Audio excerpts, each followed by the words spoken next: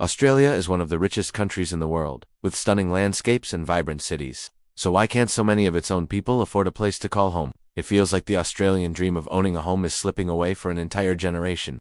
You work hard, you save up, but that goalpost just keeps moving further and further away. It's not just you. It's a nationwide crisis, and this one chart shows just how dire the situation has become. Let's look at this. It tracks the average house price against average annual earnings in Australia over the last few decades.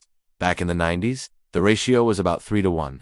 That means an average house cost about 3 times the average yearly salary. It was tough, but achievable for many. Fast forward to today, and that ratio has exploded to over 8 to 1 nationally. In major cities like Sydney, it's a staggering 13 to 1. To put that in perspective, if your parents bought a house for 3 times their income, you're now facing a price tag 13 times yours. It's an almost impossible mountain to climb. This isn't just a number on a graph, it's a human story affecting millions. We're talking about young people who followed all the rules, got an education, found a good job but are still stuck living with their parents or in precarious rental situations well into their 30s.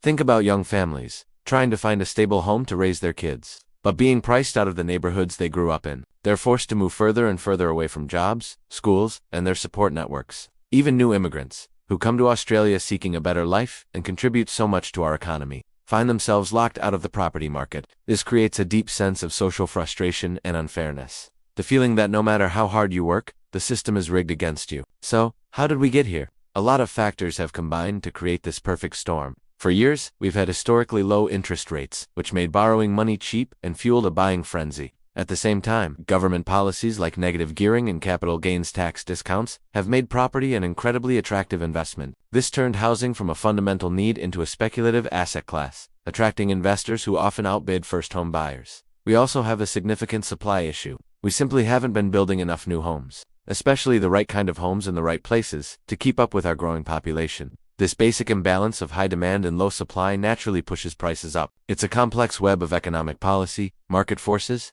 and a failure in planning that has led us to this point. Now, you might be thinking, is it this bad everywhere? Let's compare.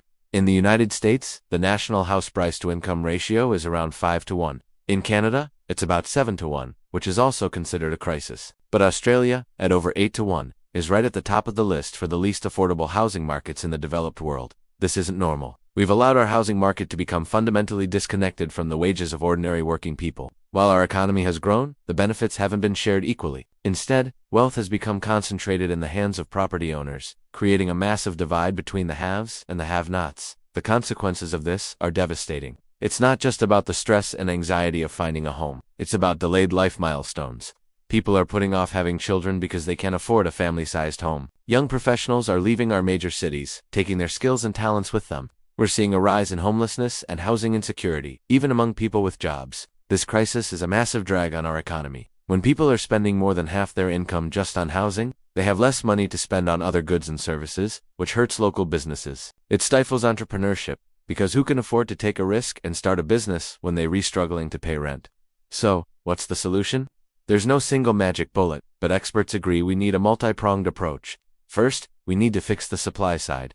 That means building more homes. A lot more. Governments need to reform zoning laws to allow for more medium-density housing like townhouses and apartments in our inner and middle-ring suburbs, where people actually want to live. This can't just be about building sprawling estates on the fringes of our cities. We also need a massive investment in social and affordable housing for our most vulnerable citizens and essential workers, like nurses and teachers, who are being priced out of the communities they serve. Next, we have to look at the demand side and rethink the tax incentives that have made property speculation so profitable. Policies like negative gearing could be reformed so they don't give investors such a huge advantage over first-home buyers. Some countries have implemented taxes on foreign buyers or vacant properties to cool down the market, and these are options we should seriously consider. The goal isn't to crash the market, but to rebalance it and make housing about homes again, not just a way to get rich. We need to shift the focus from housing as a financial commodity back to housing as a fundamental human right. This is a problem that affects all of us, whether we're renters, mortgage holders, or aspiring homeowners. It's a generational challenge that will define Australia's future. It requires bold political leadership and a national conversation about what kind of society we want to be. Do we want a country where only the wealthy can afford a stable home? Or do we want a society where everyone has a fair shot at the Australian dream?